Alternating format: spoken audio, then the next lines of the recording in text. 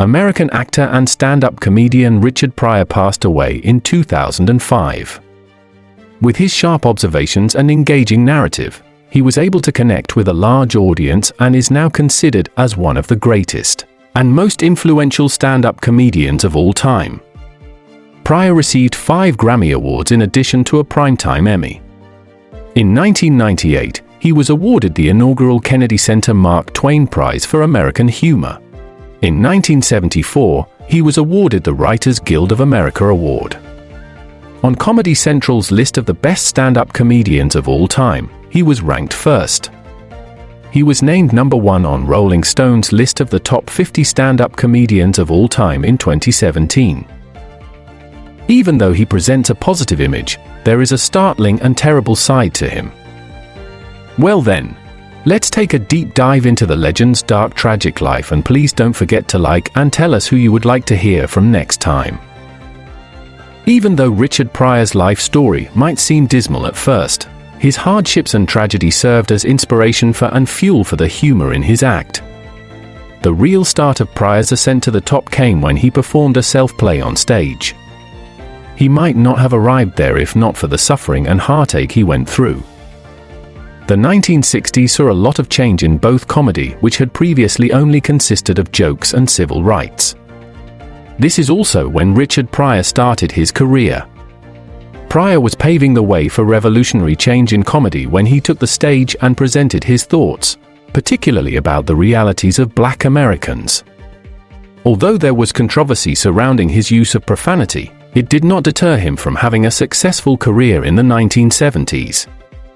Several Richard Pryor movies, including Blazing Saddles and Stir Crazy, are considered comedy classics, and Pryor is considered one of comedy's greatest stand-ups for turning the sad facts of his life into material for his act.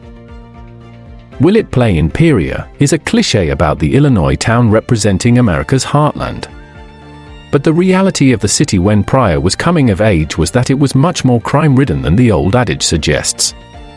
Scott Saul, author of the book Becoming Richard Pryor, wrote that far from a blandly typical Midwestern town, Peoria was perhaps America's most unchecked sin city. This was the place where Richard Franklin Lennox Thomas Pryor III, born December 1, 1940, came from. And as anybody who's heard his stand-up routines about his childhood knows, the home Pryor grew up in wasn't exactly Norman Rockwell material.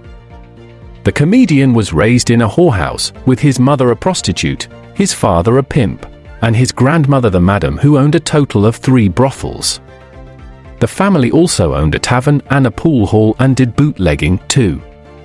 So much for the good old days being more wholesome. I saw my mother turn tricks for some drunk white man when I was a kid, he once said. I saw my father take the money, and I saw what it did to them. One of the women his mother slept with for money was Peoria's mayor. He saw his father severely beat his mother when he was young before she finally left when he was 5. His mother was rough with him as well. Yet Pryor said that it could have been worse. At least Gertrude, his mother, didn't flush me down the toilet, he said. This wasn't just a comic riff. Pryor once found a dead baby in a box in the house. If growing up in a whorehouse wasn't enough dysfunction in Pryor's life, he also was molested multiple times. First by a teenage boy he referred to as Bubba when he was 6. For a long time, Pryor told People magazine, "I tried not to think of it." In the 1980s, Bubba approached him at an autograph session when the comedian returned to Peoria. "I went out and signed an autograph for Bubba's son," Pryor explained to People. "But when Bubba left, I said to myself, I pray to God his son don't have to go through what I did." His official bio also alleged that a Catholic priest molested him. As the New York Daily News put it, his dad and uncle plotted to blackmail the priest by encouraging young Richard to flirt with the reverend on the phone, but Pryor's grandma put an end to that charade. Not exactly a Leave It to Beaver home life. Pryor did discover something else in his childhood, the ability to make others laugh. When he was in the 6th grade, he was late to school a lot, until his teacher made a deal with him: if he showed up on time, He'd get 10 minutes once a week to perform slapstick routines in front of his classmates. It was his first audience, and it made him want to show up to school on time. Decades later, Pryor would remember that talent by erecting a statue to honor him. Although his quick wit helped Pryor survive the rough circumstances of his childhood, it didn't help him in school.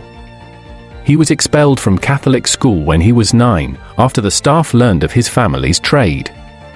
Sent to another school, he hit his science teacher in the face and was expelled for a second time at the age of 15.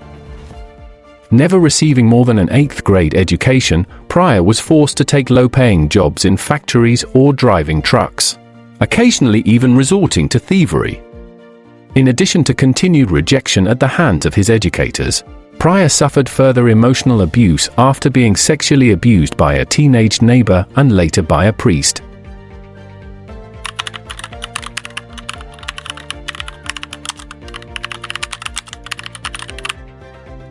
As a co-writer of Blazing Saddles, Pryor was also supposed to star in the lead role. The studio refused to give him the part though, claiming his behavior was too unpredictable. Gene Wilder, who played the role of Jim, remembered Pryor missing a writing work day after finding himself in Cleveland with no memory of how he got there. Wilder and Pryor reunited for 1976's Silver Streak, but by the time they teamed up once more for 1980's Stir Crazy, Pryor's drug use was out of control. He was often late to the set, which frequently upset director Sidney Poitier, and on occasion, Pryor wouldn't show up at all. Pryor had decided not to stay in the hotel with the other crew members, isolating himself in order to freebase alone. A local motorcycle gang supplied him with his illicit substances, which he in turn shared with some of the inmates of the prison in which they were filming.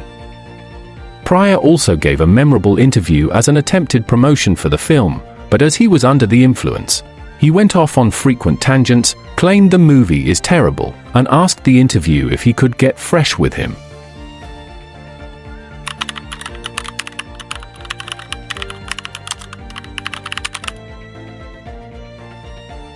Despite Richard Pryor's career success in the late 1970s, he wasn't in a good way, especially after his grandmother Marie died in 1978. Scott Saul, author of Becoming Richard Pryor, wrote that this passing had shattered his sense of himself, and he fell into a profound depression. His world contracted into a black hole dominated by his free bass pipe, his paranoia, and his loneliness. In 1980, Pryor suffered severe burns and nearly died after setting himself on fire. People wrote at the time, Los Angeles police say he was burned by an explosion while freebasing cocaine. The publication said Pryor's lawyer denies the report, claiming the injuries were caused by burning rum. The attorney was technically right in that burning rum caused Pryor's injuries. But as Pryor's biographer Saul notes, on June 9, 1980, Pryor doused himself with a bottle of 151 proof rum and set himself on fire, not by accident, as he first claimed, but by choice. He had lost the will to live. Ironically, setting himself on fire revived it. That's how messed up Pryor's life was. The idea of him burning himself freebasing cocaine was more palatable than what really happened. For a while, no one thought Pryor survived, leading some publications to write obituaries for him. Covered in third-degree burns, he was bathed in antiseptic several times a day and spent hours in a hyperbaric chamber to speed healing. For years, many believed the fire to be an accident, started when Pryor was freebasing. He even joked about it in his act, saying, "One thing I learned was that you can run really fast when you're on fire." Not until a 1986 interview with Barbara Walters did Pryor finally admit he had doused himself in rum and lit himself on fire in an attempt to end his own life.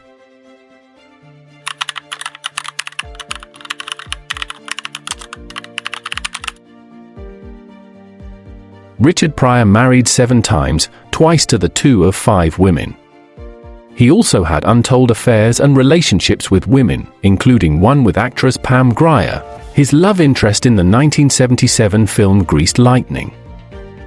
And while Pryor had a lot of good qualities, he also was still fighting the demons of his childhood and was prone to fits of rage.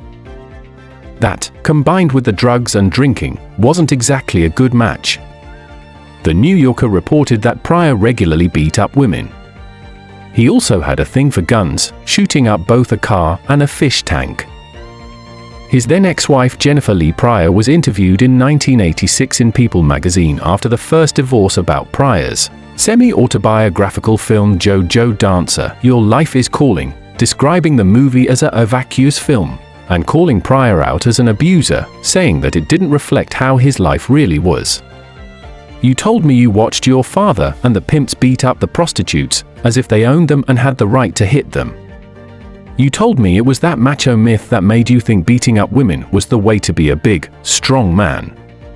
I know, I have the bruises and the hospital records to prove it. Nothing funny about that. Yet she still ultimately remarried Pryor and remained with him until his death. In his memoir, he referred to one relationship as homosexual. He described a transgender friend who resembled Josephine Baker. He wrote, "I discovered that she was a he. For some reason, I didn't care, but after 2 weeks of being gay, I went back to life as a heterosexual." Then he talked very graphically about a sexual relationship he said he had with a boy named Wilbur Harp in 1952, when he was 12.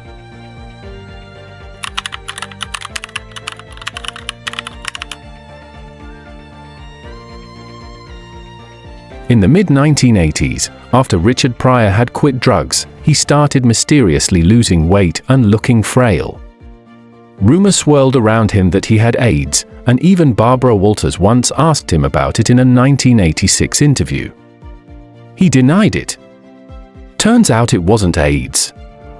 It was multiple sclerosis, which developed in him when he was 46.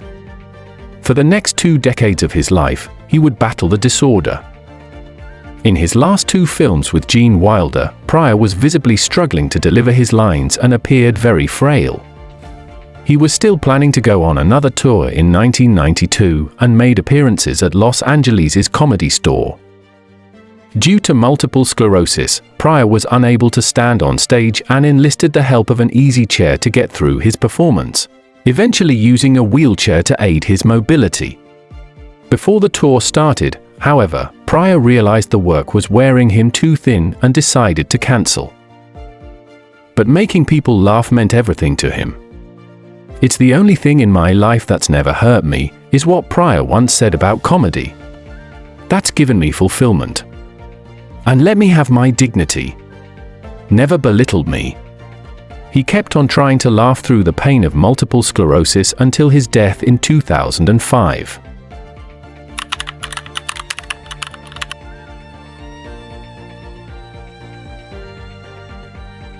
Richard Pryor publicly endured multiple sclerosis, notable for its debilitating and devastating physical and neurological effects, which he discussed at length in People in 1995, a decade before his death in December 2005. But it wasn't that disease that ultimately claimed the life of the comedian, actor, and writer, nor was it the effects of his long, well-documented substance abuse issues. According to the performer's business manager, Karen Finch, Pryor's health rapidly deteriorated while he was at his home in the San Fernando Valley of Southern California. His wife, Jennifer Lee Pryor, told the media that the comic had been cheerful in what amounted to his last days. Richard Pryor suffered a heart attack at his residence and was thereafter rushed to a hospital in Los Angeles. Shortly after his arrival, doctors pronounced his death, citing the heart attack as the official cause. Richard Pryor was 65.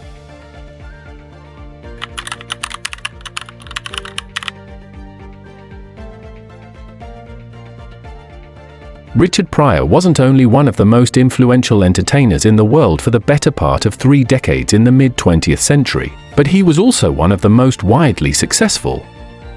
According to the numbers, his films made more than $800 million at the box office, and that's not accounting for inflation. Among his biggest hits, the 1980 Gene Wilder buddy comedy Stir Crazy, with a $101 million take, and the blockbuster 1983 sequel Superman 3. For his role as comic relief accidental villain Gus Gorman, Pryor earned $4 million, making him one of the highest-paid movie stars in history to that point. And while Pryor filled concert halls and comedy clubs whenever he toured, the recordings of those shows were even more financially agreeable for the performer. According to the Recording Industry Association of America, 3 of his albums sold at least 500,000 copies each, while Is It Something I Said and a Greatest Hits album both sold well over 1 million units. All those record royalties and residual payments on movies he starred in or co-wrote meant the money kept coming in for Pryor after he retired from performing, and even following his death. According to Celebrity Net Worth, Pryor left behind an estate worth $40 million when he died in 2005.